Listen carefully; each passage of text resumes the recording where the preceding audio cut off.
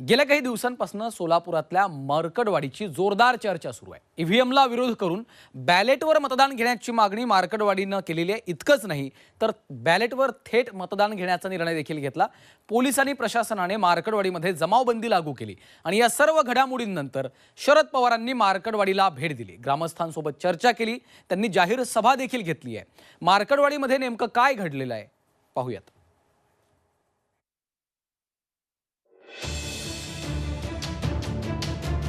देशभरात ईव्हीएम विरोधाचं केंद्रबिंदू म्हणून सोलापुरातल्या मार्कडवाडीची ओळख निर्माण झाली। ईव्हीएम विरोधाचा आवाज बुलंद करण्यासाठी शरद पवारांनी थेट मार्कडवाडी गाठून एल्गार पुकारला। निवडणूक पद्धतीत बदल झाला पाहिजे अशी ठाम भूमिका शरद पवारांनी मांडली। मार्कडवाडी जमावबंदी लादणाऱ्या सरकारला पवारांनी खडे बोल सुनावले। कोणत्या कायद्यानुसार जमावबंदी लागू केली असा थेट सवालही पवारांनी केला। तालुक्यातल्या सर्व गावांनी ठराव करा आणि ईव्हीएमवर मतदान नको असा ठराव द्या असं आवाहन सुद्धा शरद पवारांनी केलं आहे। आता देशामध्ये निवडणूक पद्धती ज्या स्वीकारलेल्या आहेत त्याच्यामध्ये बदल केला पाहिजे आणि तुम्ही असं ठरवलं की आपल्या गावात फेर मतदान आपण घेऊ। ते अधिकृत नव्हतं, सरकारी नव्हतं, तुम्ही गावाने बसून ठरवलं की असं पुन्हा एकदा मतदान वेगळ्या पद्धतीने करायचं। सोलापूरच्या माळशिरसमध्ये शरद पवार पक्षाचे उत्तम जानकर विरुद्ध भाजपचे राम सातपुते अशी लढत झाली।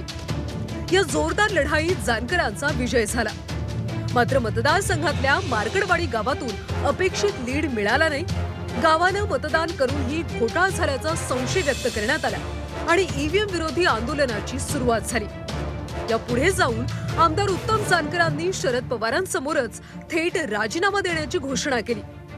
पोटनिवडणुकीची ट्रायल घ्या असं थेट आवाहन जानकरांनी निवडणूक आयोगाला केलंय। माझ्या आमदारकीपेक्षा हा मार्कडवाडीचा लढा महत्वाचा आहे। माझी आमदारकी या लोकशाहीपुढे फार मोठी गोष्ट आहे असं नाही, आणि म्हणून मी त्या ठिकाणी निवडणूक आयोगाला सांगितलं। काही लोक माझ्या विरोधातली डिबेटमध्ये आले होते, त्यांनाही सांगितलं की एका पोटनिवडणुकीची ट्रायल करून बघा। आणि हे काय मीडियामध्ये सांगण्यासाठी साहेब नाही, मी खरोखरचा राजीनामा देतोय। मार्कडवाडीत शरद पवारांची सभा संपताच बॅनरवरून दोन गटात गोंधळ निर्माण झाला। भाजपच्या शुभेच्छांचे बॅनर्स जानकर समर्थकांनी झाकण्याचा प्रयत्न केला, त्यावरून दोन गटात जोरदार तणाव निर्माण झाला। शरद पवार पक्षाच्या मार्कडवाडीच्या कार्यक्रमावरून राम सातपुते यांनी टीका केली। उत्तम जानकरांच्या ऐवजी सुप्रिया सुळेंनी राजीनामा द्यावा अशी मागणी सातपुते यांनी केली आहे। पवार साहेब, खरंच ईव्हीएमचं भांड फोडलं पाहिजे। तुमचं जे मत आहे कदाचित मी त्याच्याशी सहमत आहे। तुमच्या या ठिकाणी लेख असणाऱ्या आदरणीय सुप्रियाताई सुळेंना बारामती लोकसभेचा राजीनामा द्यायला लावा। काय दूध का दूध पाणी का पाणी होऊन जाऊ द्या। सुप्रियाताईंनी आणि समोरच्या उमेदवाराचं बॅलेटवर वोटिंग होऊन जाऊ द्या। या ठिकाणी मग ठरेल ना। बारामतीचा सुप्रियाता उगाच कशाला उत्तम जानकरचा बळी घेता। ईव्हीएम नको, पुन्हा बॅलेट पेपरवर मतदान घ्या अशी मागणीची ठिणगी मार्कडवाडीतून पडली।